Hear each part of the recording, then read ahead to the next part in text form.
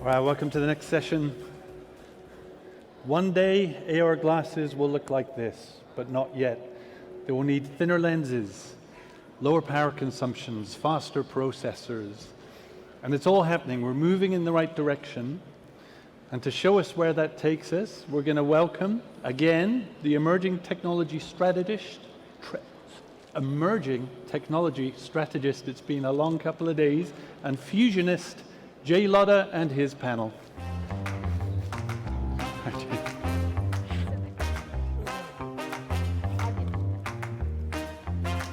Hello, hello, hello.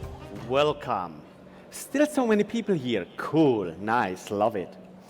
So, welcome to our panel about AR hardware. Here with me are, just a second, Sebastian. Yes. From Vuzix. Nice. Do you want to say a few words about you? Yeah, hi everybody. My name is Sebastian Anjou. I'm located in Munich and I'm the Business Development Director for EMEA in Vuzix. So I'm responsible for Middle East, Europe and Africa and build up the channel program with our partners and our clients. Thank you. Then Pia from Dispelix. My name is Pia. I'm business development as well. And I work for a company, Dispelix, and Dispelix designs and manufactures waveguides for AR glasses. And we have Edu from EyeJets. Hi, my name is Edu. Glad to be here, and I'm the CEO of EyeJets. Thank you. So, the main topic here is, how do AR glasses go mainstream? Well, what does it mean mainstream? We see more and more use cases. We see in the more or less in professional areas, if it's in manufacturing, if it's in logistics, if it's sometimes even in surgical use cases. But the main topic is, when do we get access to this kind of technology? It's been promised to us since ages. So maybe our first thought is, how important are big tech companies like Apple, like if even Microsoft brings out something for consumers or Google. So how important are they to set up benchmarks so that all the other players can adapt or maybe somehow complete their offers? Mm-hmm. What do you think? Well, yeah? Sorry. Ladies first. Sebastian, go ahead. Yeah, digital tech companies like in this size are very active already in that area. They, of course, are targeting the consumer landscape. We, so far, all work on more B2B or even B2C. We are just entering, but they are only targeting the consumer landscape. And I think the challenge they are facing is that we have, as smaller companies, the beauty to go out with products which are maybe not 100%. They are covering some actual needs and do that very well, but that these big tech companies, they need to have a quality and must meet the needs of the consumer in a perfect manner. So they have very high standards they need to reach before they can get out and release these products. So they will be very important for the technology to get that broader audience joining the technology and the use of it, but they need to work very long until they have that quality reached that they can get out. Any thoughts, additional thoughts from Pia, maybe? Yes, I think the big tech companies are important because they often pave the way in the way that you need to have your ecosystem ready there, and you need to have not only the hardware and the software, but everything else, and really they can make it the product available. Mm-hmm. But I think ultimately it's really it's the market or the user that really decides, when it's ready. If you go to the consumer market, it has to be something that really makes sense. It's an additional, let's say, display. It has to be something, if it's an all-day wearable, then it has to be really an all-day wearable. It has to be something that you don't have to keep changing or charging it all the time, so the battery needs to last. But then again, you can have also very much of an enterprise version. So It just have to make sense for the application that it's designed for. You've said right now something very important. Wearing the whole day. In these industrial use cases, if it's a HoloLens, if it's a Magic Leap or whatever comes around, they are just being used for a specific time, not all the day long. While, like our smartphones, for example, we use them more or less all the time. I'm holding mine right now. We are checking constantly. You see people at the booths simply taking notes and so on. So consumer products need to be ready to be used all the time. So not to become tired. How does it look like? Do you think these consumer devices could replace the displays in our smartphones or make the smartphones something like this, smaller again? What do you think? Edu? I think that in a few years there will be no smartphones. I think that the smart glasses will replace the smartphone, and I don't think that it will take too much time. And since you asked about the screens, the same as the other screens, instead of smartphones or any screen like computer, I think, this is what I believe in, that the smart glasses will replace it.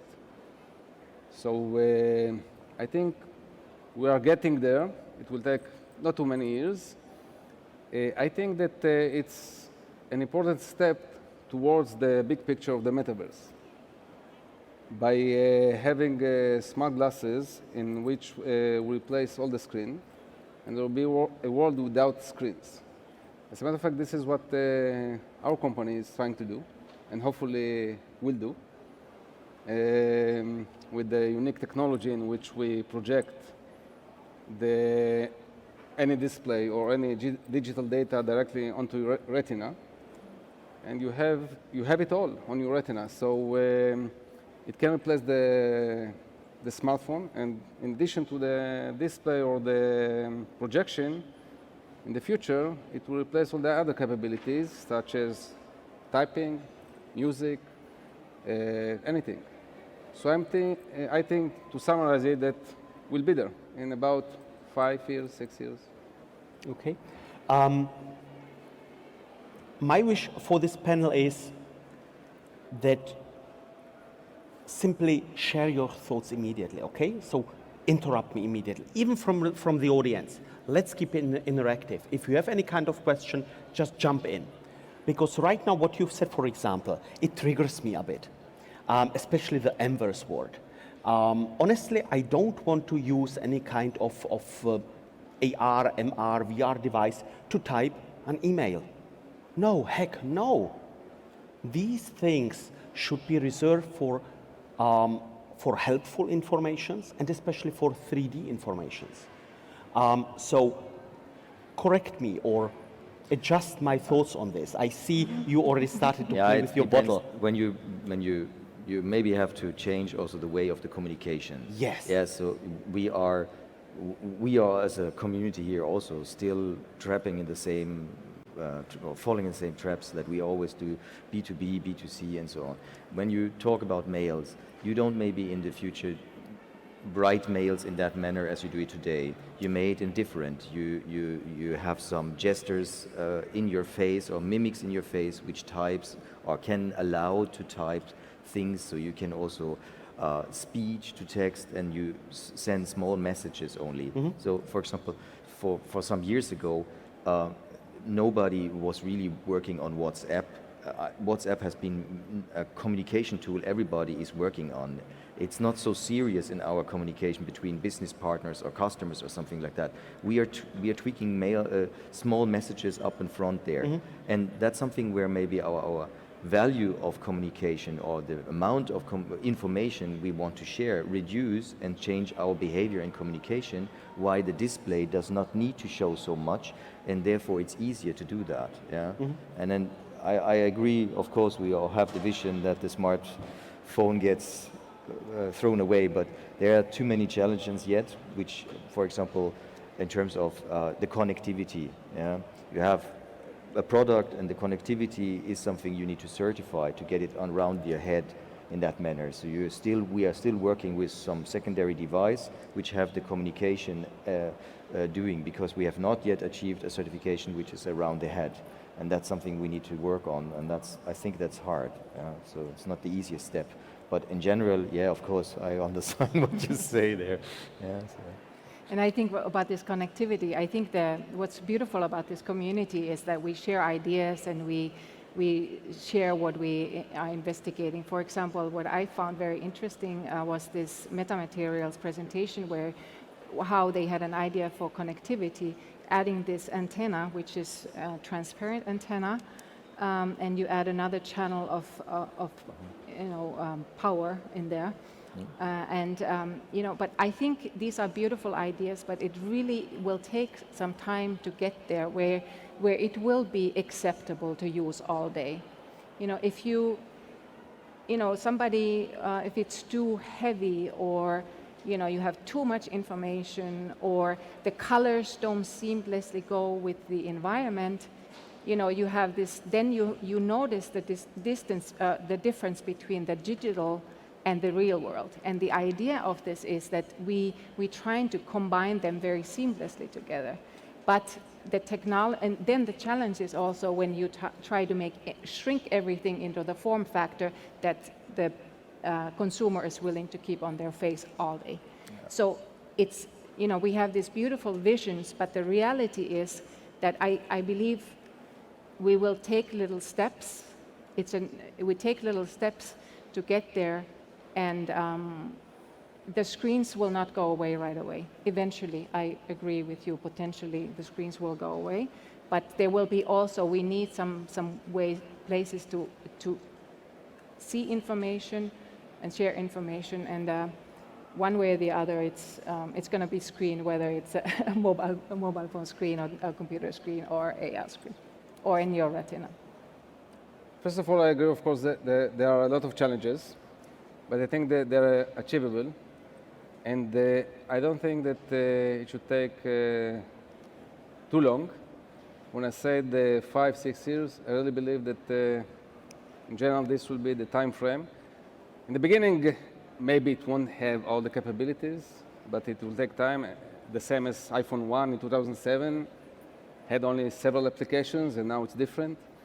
So I believe that I agree with the step by step, but it will replace the screens, and there will be an evolution of the new product. Yeah. So shrinking the main smartphone, main devices would be shrinking.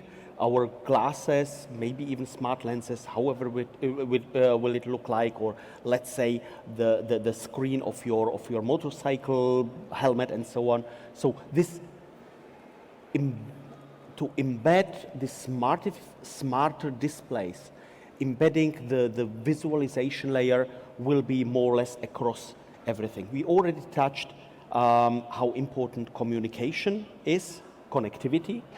Honestly, when you've mentioned you will send out in the future the email in a slightly different way with a gesture, I've seen immediately in my own mind theater in what kind of gesture I would have used to send out my resignation letter to my former boss. So really very cool. But we've started to touch UI, how important it is with this multimodal approach to use these devices in a slightly more natural way, not just typing in a classic keyboard. This is fine enough for your desk, but how should it look like when we are having VR or AR glasses, this user interaction, the user interfaces? What should we expect? What do we want? Okay, I'm a hardware vendor, so I have, on the UI side, I look for that the resolution and the screen and the field of view is large enough so you can show the display. I suppose the rule to tackle also the mass market is everything what needs to be done must be very simple and easy, and it needs to provide a solution. So as long as not give a solution to the user, it will not be a high demand after that. Finally, you are as well one of the users. You want to use these devices. What would you expect as UI that you are focused on displays is cool, it's really great. Then you are not biased on the main UI, how to use it. What would you expect to buy such a device?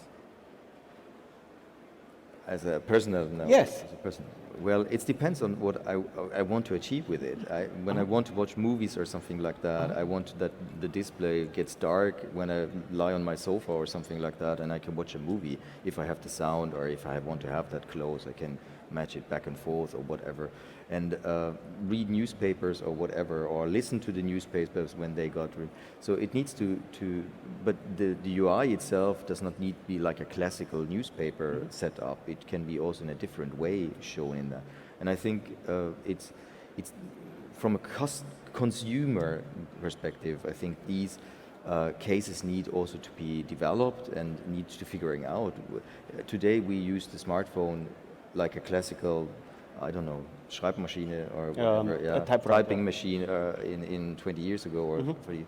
So it will develop something like that. It will find also its way. Yeah, I think the big acceptance, and I'm talking now as a hardware supplier, is just we need to work on the form factor, and that it's easy to wear, it's comfortable to wear all day, have a charging and a connectivity which allows us to go everywhere in the tube or in the theater or something like that, and then the use cases will come along with that, where you also go and say, yeah, okay, I want to shop now. I call my car dealer and say, hey, can you show me your last car, most recent model, if I have the money for doing that or whatever. Yeah, but that's something he then can switch on, and we have a remote expert call, or he shows me something. So shopping can also change completely. So that comes along with the comfortability. I think at this time we are still tackling too much on the hardware, that we have that form factor and the connectivity, and then when we have that, and I agree with Edu, that is something which we will achieve in the next 5 years, definitely. Yeah. But then also the use case comes along for the customers. So it's again this multimodal usage. If it's brain, if it's knowing your schedule, if it's knowing, okay, now you are on your sofa, so adapting on your needs without explicitly telling the machine, hey, I want you to do this and that. Yes. Maybe even some kind of BCI that is somehow in the glasses, that it might see, okay, now you are more in this relaxed state.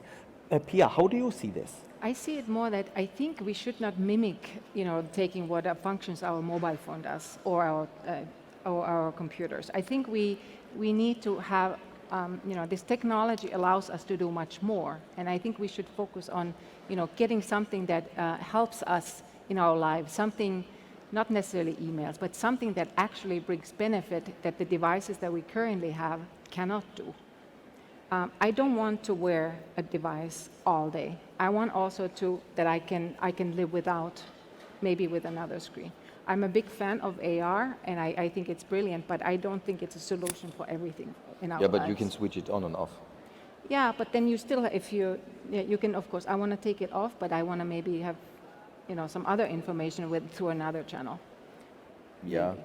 But also, I think what's important that I almost see that we are now in a new type of a device, new generation. And I think it's more than the software and hardware, but there's much more, like let's say ethics. How do we handle with all the data that goes out there? And there's an organization called XR Guild, and I think that handles also some of these topics. And I think that's really important things for us to think about now when we are still planning on this ecosystem. How these rules are agreed, and so there's much more than just I want to have info on my vision. Let's stay for a moment with the ethics. I've been showing in my own keynote yesterday this complete plastered field of view with adverts and so on. With ethics, with this, how do we deal with data? How do we deal with us as humans? If we don't mess it up, I don't want to use the F word, how likely do you think might this kind of scenario happen, that we really need to have some kind of ad blockers, or maybe some kind of personal firewalls to be protected, not to be overwhelmed, flooded with nonsense. What do you think, Pia? That's not going to fly that we have ad blockers. I think there's enough companies who would refuse to have that. But I think, of course, we have this idea that we want to control our own data, and I think we should. We need to have a system where we have controlled the data that we generate. If somebody just keeps pushing me information that I don't want to see, will I be a very advocate of using this device? No. Ethics, rule sets. I mean, many people that are setting up rules and so on, mostly they have some kind of low background. My experience is they make things too overcomplicated.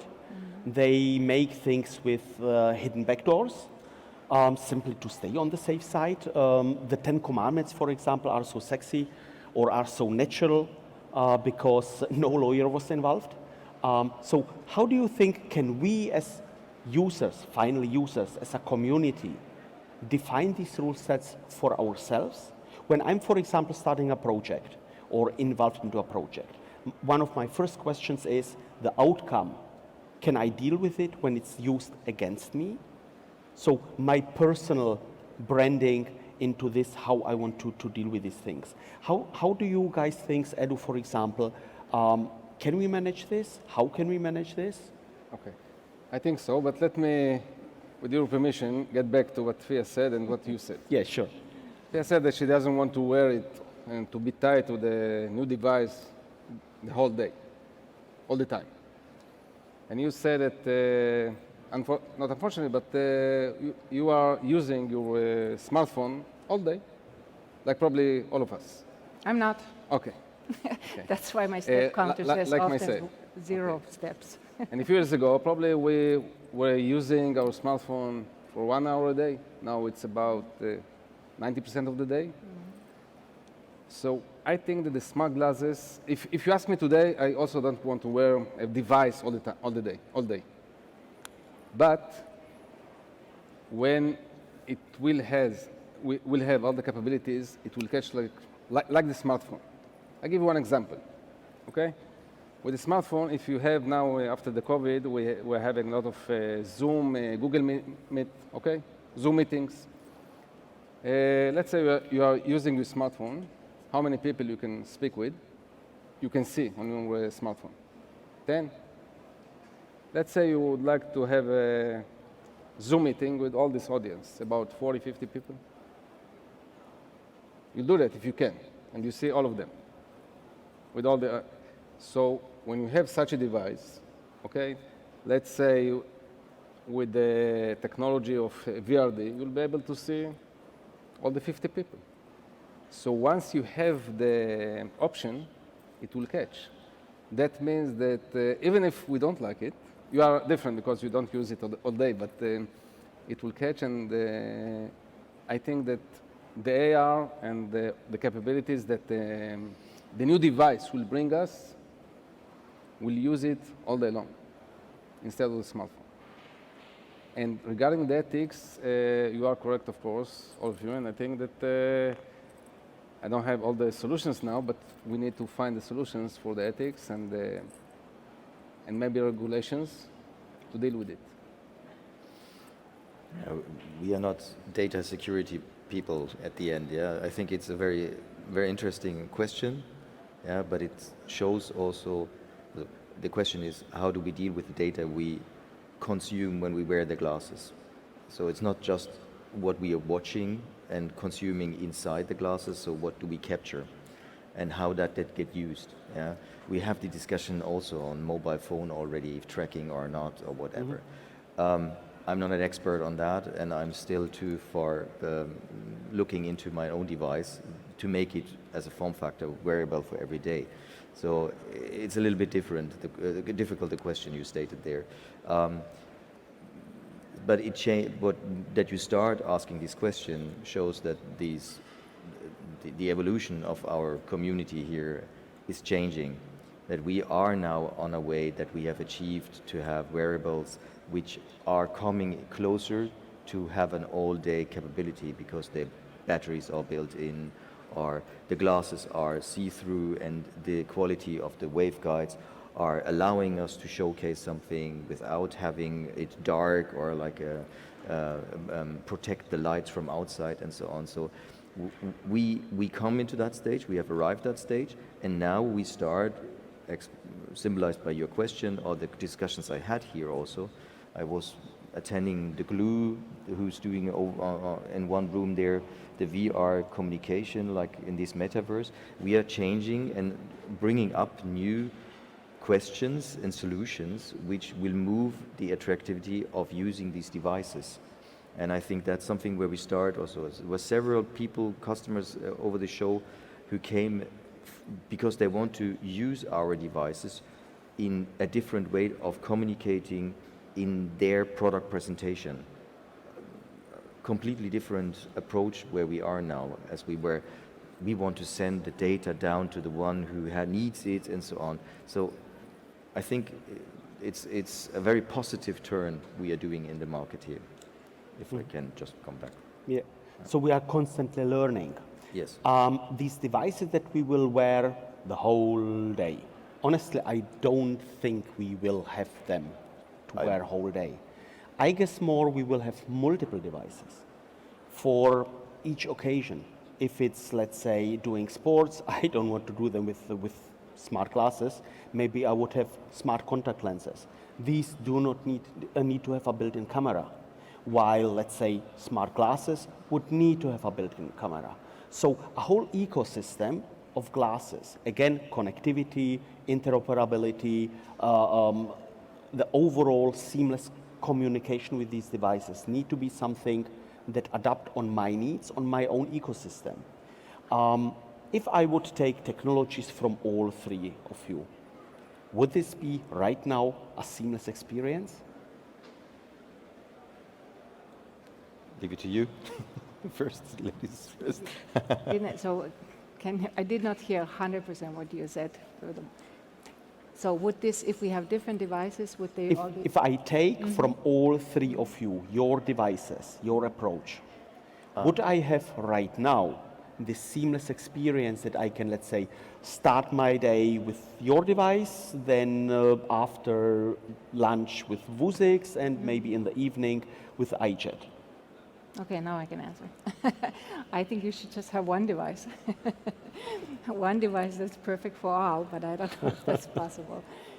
That's actually what you said earlier, that I want to have different devices for different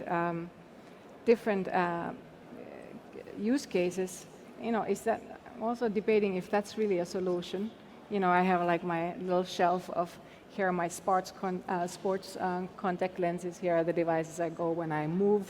Here's what I use in other. So I think ideally, at least the vision that I can relate to is that you have a device that is something that benefits my life. It gives me information. I'm at the airport, or it gives me then information where I need to go, or but it doesn't overwhelm me. It gives me assistance, or very special use cases, like if you have a vision problems with your vision, it helps you to guide in your environment. But something also that at the time when you don't need it, you can put it away. I think there will be different devices, but one technology at the end. The main technology, because today there are different smartphones, like you have the iOS and the Android, but it's the same concept, the same technology in general. So there will be different devices with the same technology, and when you say same technology, what do you mean? it depends which technology. Like today, you have the smartphone. Today, there is one technology with different companies, different devices. But eventually, there will be smart glasses, which give you with the, let's say, a winning technology that will give you all the different capabilities. And I want to say something about, you think there will be different devices. Today, although like Fia, she's not using the smartphone all day, but she's using probably the computer, That's true. the Another smartphone, screen, and let's say TV, okay? But if you have all these capabilities in one device, why not using this device for the smartphone, for the capabilities or the computer? So like we used to see in the movies, like you have different screens, okay? We saw it in movies a few years ago. We'll have the device instead of screens that will replace all the screens, the TV, the smartphone, and the computer. And you'll use this device because you can do it, except of coffee. It won't do coffee, but I think replacing all the screens. there will be a multiple of screens. Yeah, so you maybe have no longer a television as a separate device. You have it integrated in your wall or something like that, or your window, yeah, whatever. So there will be multiple screens or displays which you are looking for, but you want to change it. So my problem at home is my daughter is watching a lot of girl movies. I don't like that, and I go somewhere else and watch something different. But I take then the instance which I can use, and that's something where we also as a consumer think, okay, it gives us a solution, it's practical. So we do not solve with one device, AR glasses, that we get rid of the old displays. It's rather that we have to showcase that what you're using, that one with multiple offerings, suppliers, that this is in one good quality that you can use to be an acceptable alternate to display your messages, like in my case, the movies without girls or whatever. From your experience, when we are right now deep diving a bit more into these different use cases, different usages, what is one of the biggest differences between industrial use cases, so this professional usage, and this expectation on what might be from our consumer perspective? I think underlying for both cases are they need to provide a solution. Yeah. So if I'm in B2B, I have the capability that I get the information I need to execute something, or I can see what an expert is doing remotely or something like that. And in the consumer, a lot of different kind of communication, different ways. For example, when you go shopping, you call, I don't know, a furniture shop and say, show me the kitchen, I'm looking for something. And you sit at home or you sit at the job or whatever, it doesn't matter where, you have the glasses and you can talk with them and so on and interact them and see what they can change. And they can change colors of the car you are observing during your session. And you also ask, I think when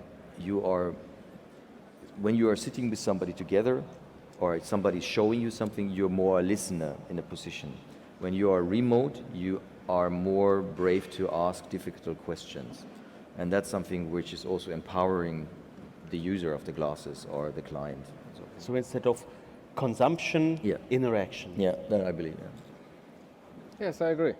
But eventually, I agree that you mean the professional and the consumers. Yeah.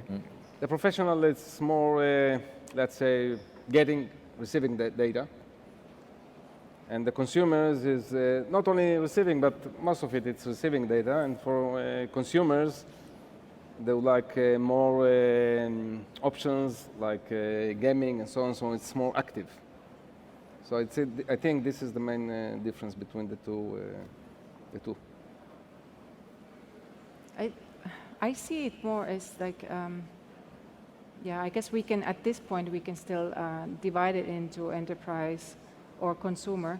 But what amazes me in these trade shows like this is to listen to the people who come to, for example, our booth, and the creativity that they think they know their world, they know their profession or their own ideas, and what they come up with. Us as a hardware people, our focus is making sure that the hardware works so that these different applications then can be used. So I don't want to even start to speculate like what games I would like to play, but more like what is something that somebody who's working on a certain industry what things they would like to solve. And that's, I think, where the real life applications will come that actually will be useful and will be used. But if we are just trying to think of an application like, oh, you can play this and this game, it's almost like to me that you are just trying to come hardware first and not really from the solution, like what is it solving? So that, I think that's when I think it's going to work. Okay. Now that we again are talking about industrial use cases and so on, from my corporate life, I know that due to the Workers' Council, labor and so on, quite strict rules. So they've been developing, for example, algorithms to protect other humans. But this is a safe area. When you are in a manufacturing environment, you know who is walking around. So simply these algorithms were in real time blurring away or pixelating other humans to protect their own privacy. The thing is, as soon we leave with these devices, go outside, consumers, the fear that arose when Google Glasses came onto the market, to make visible that there is a camera, that it records. How can we, or what are your thoughts on this interaction with people who do not want to be recorded, interaction with people who even maybe don't know that you have a pair of smart glasses until it becomes complete mainstream. Meanwhile, everyone is accepting when I'm doing something with my phone that, am I recording you? Yes or no? It's simply never signalized, so they don't know it, but it's somehow accepted. With glasses, we are a bit more paranoid right now. Imagine, for example, such a glasses and you are able to log on with a device that has a thermographer. So maybe I could see something what I should not see. What do you think? Is this maybe something that might prevent a huge success of consumer devices? This kind of fear, this kind of concerns? I don't want to speak here about Black Mirror use cases, but how do you think this might be a hindrance? Or if we articulate it and put a solution onto it, if it's hardware, if it's software, I don't know, that it might even accelerate.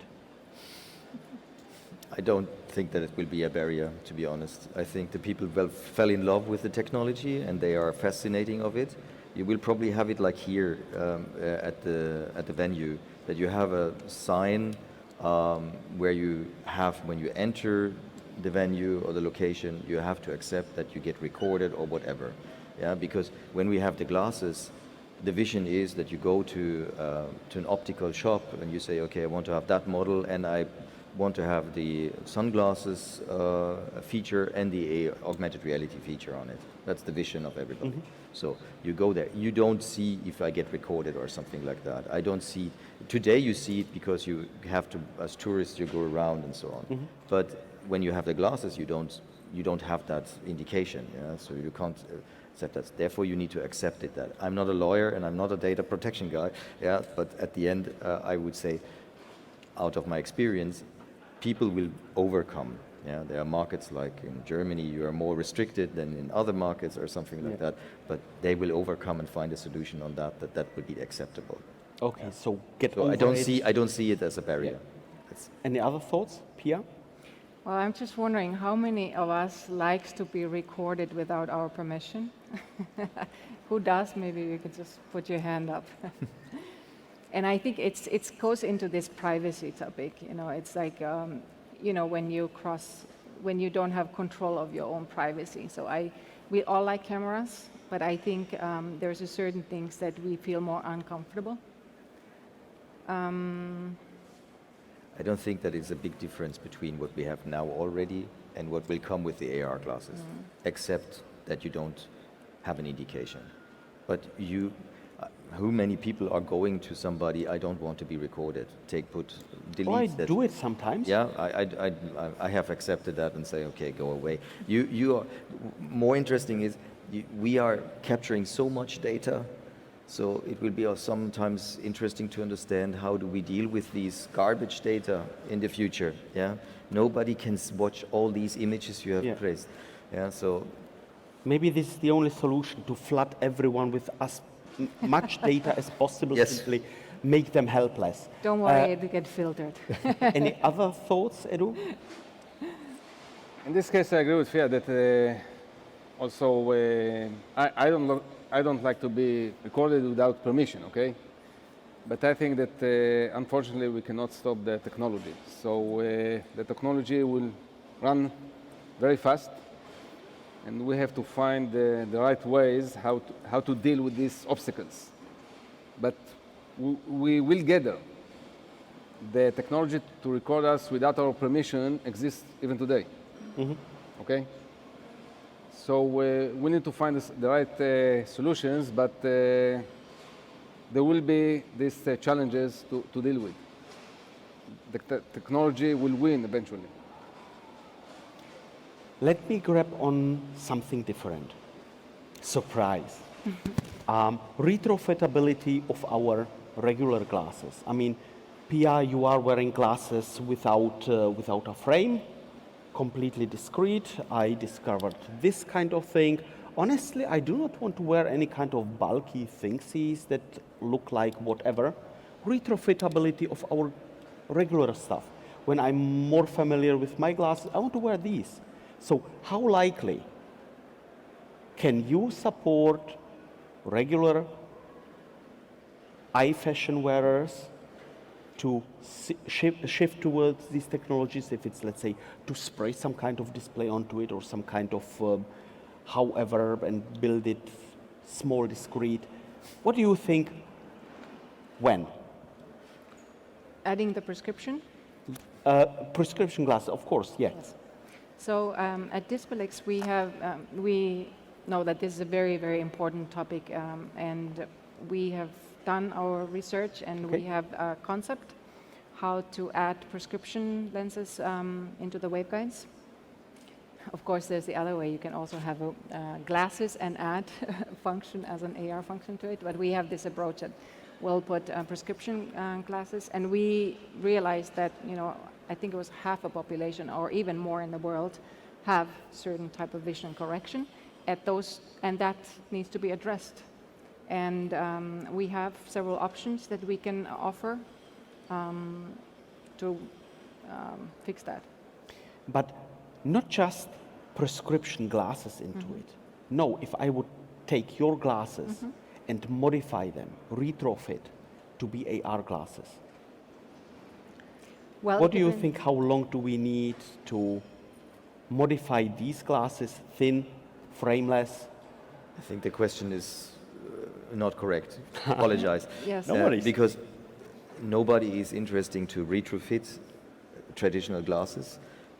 We are interested to sell new glasses who looks like traditional glasses but have the feature on, and that we are aiming all together. So we do not want to retrofit old stuff there. Yeah, that will not work.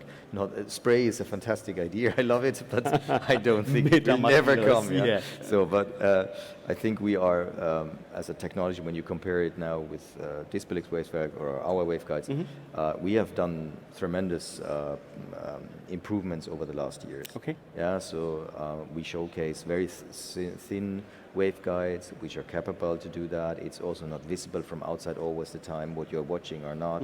It feels comfortable if you compare it to others and so on. So I think that's something where we need to improve it a little bit to make the display communication or the interaction between display projection and the waveguides, that they even be smaller, smaller, and smaller.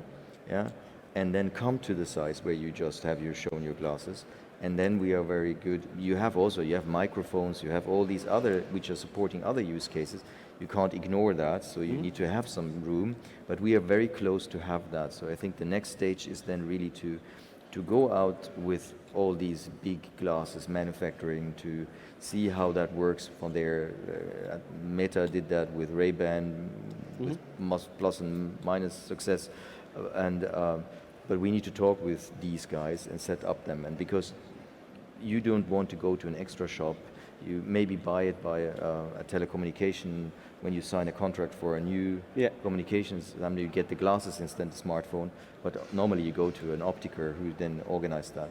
And from my improvement, I think it will be a feature that you That's my vision, let's say so. The feature will be that you have, like today when you go into a car, the driver's seat, you have 2 programs and installations, and that will be the same thing when you have the glasses on. So you will then press, yeah, here's daddy, tuck, you have my daddy prescription lenses, and so on. I mean, that's a really nice vision, but just technically, you know, and I think eventually something that it can be like auto-focused lenses, but I think we are not there yet.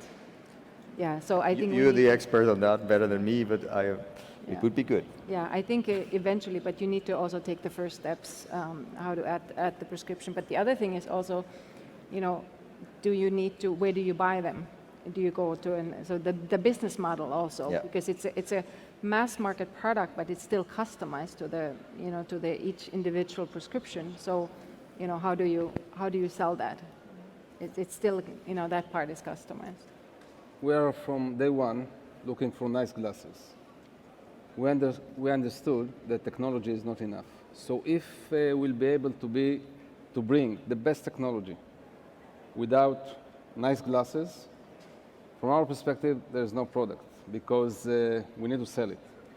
So as I said, from day one, we're looking for the next generation or the next one, but it will be nice glasses, almost. Not exactly, but almost like yours. We're looking for nice glasses because we want to sell it as a product to all the consumers. So if you think with this direction from day one, you'll get there. Because you understand that technology itself, even if it's the greatest technology, it's not enough. But when you said we want to sell it, don't you? I think I want to go with the approach that people really want it, not that you push it. Okay, sorry. People will want it if it's going to be nice glasses. Okay, Yes. I agree. Let's stay a moment with visions. What are the drivers, each individually for your companies, for your visions, the drivers that you see right now that have this opportunity to accelerate, and what are your wishes? What should change? What kind of invention would you need? What kind of acceptance would you need? Start with you, Edu. Okay, our vision in our logo is a world without screens, a screenless computer. Okay, this is the main driver, but I don't have now enough time to explain. But the next thing is not only the screens, is bringing a lot of benefits to the people with medical applications, but I don't have the time to explain it. So the first thing is for all the consumers, okay? And what we are developing, I think, and hope, will bring a lot of a great benefit to all people, I mean, for medical applications. So it will help all of us. Yeah. For Dispelix, our vision is to design and manufacture waveguides that seamlessly integrate with the digital and the real world. So that what I said earlier is that, you know, that all the colors are like a real world, that you don't really differentiate. And they are part of that, our daily life, that hopefully I will then wear one of these days all day as well, all day. But there's a lot of challenges, but I think we are in a very good way to get there. They need to be robust, light, stylish, you know, are in a condition optically that you can use them inside conditions and outside brightness. So those are the things that we are working with. Okay. Sebastian? Yeah, form factor is number one. The solution must be given. And from Vuzix perspective, that we are manufacturing or designing, owning the IP on it, and manufacturing it as much as possible by ourselves or by our service partners, and sell enough units, but also run it under maybe, or provide our products as an OEM product to whoever to make other brands available. And the vision is that you go around the corner to your optiker and buy one. Okay. So my takeaway from this here, it's a clear commitment to fashion, clear commitment to wearability, to accessibility, to have something that is helpful, that is makes fun, and is easy. This is your vision. This is what we are working on. I'm very curious to see the results. Thank you, my dear panelists. Thank you, my audience. And have a great one. See ya. Thank you, Jay. Thank you, Jane, panel. An inspiring vision of the future. Thank you so much. One left for the wrap-up session and the awards, and it's a good one. You're going to want to be close to the stage for this because I've seen some of the props behind the stage. I'm intrigued, and I think you will be too. If your mind has not been blown yet, it will be in 2 minutes. Get your friends over here, message everybody, assemble them in Pavilion 1, and we'll be back with you in 2 minutes. Thank you.